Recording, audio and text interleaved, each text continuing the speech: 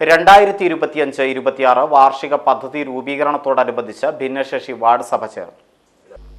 RV ഹാളിൽ വെച്ച് നടന്ന ഭിന്നശേഷി വാർഡ് സഭ നഗരസഭാ ചെയർമാൻ ശിവദാസ് ആറ്റുപുറം ഉദ്ഘാടനം ചെയ്തു.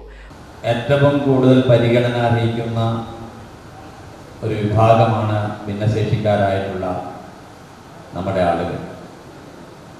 അങ്ങനെ വരുമ്പോൾ അവരുടെ പ്രശ്നങ്ങൾ പരിഹരിക്കപ്പെടാതെ പ്രശ്നങ്ങളായി തന്നെ നിലനിൽക്കുന്നുവെങ്കിൽ അത് ഒരു വികസിത കേരളത്തിൻ്റെ അല്ലെങ്കിൽ ക്ഷേമ ഐശ്വര്യങ്ങളുള്ള ഒരു നാടിൻ്റെ പ്രതീകമായിട്ട് കാണാൻ കഴിയില്ല എന്ന കാഴ്ചപ്പാടാണ് സർക്കാരിനെ സംബന്ധിച്ചിടത്തോളമുള്ളത്.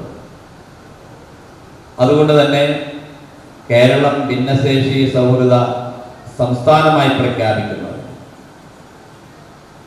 ആവശ്യമായിട്ടുള്ള നടപടികൾ സ്വീകരിക്കണമെന്നാണ് സർക്കാർ തദ്ദേശ സ്വയംഭരണ സ്ഥാപനങ്ങളോട് ആവശ്യപ്പെട്ടിട്ടുള്ളത്. അങ്ങനെ വരുമ്പോൾ ഭിന്നശേഷിക്കാരനായിട്ടുള്ള ഒരു കുട്ടി,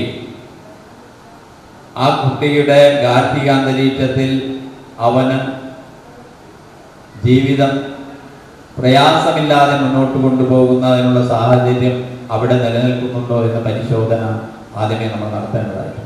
വൈസ് ചെയർപേഴ്സൺ ബിന്ദു സിദ്ധാർത്ഥൻ അധ്യക്ഷത വഹിച്ചു. ക്ഷേമകാര്യ സ്ഥിരം സമിതി ചെയർമാൻ രജീഷ് ഉപ്പാല സ്വാഗതം പറഞ്ഞു.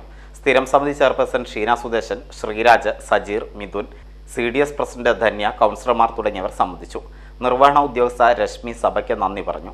സഭയിൽ വിവിധ വാർഡുകളിൽ നിന്നായി 200ഓളം പേർ പങ്കെടുത്തു.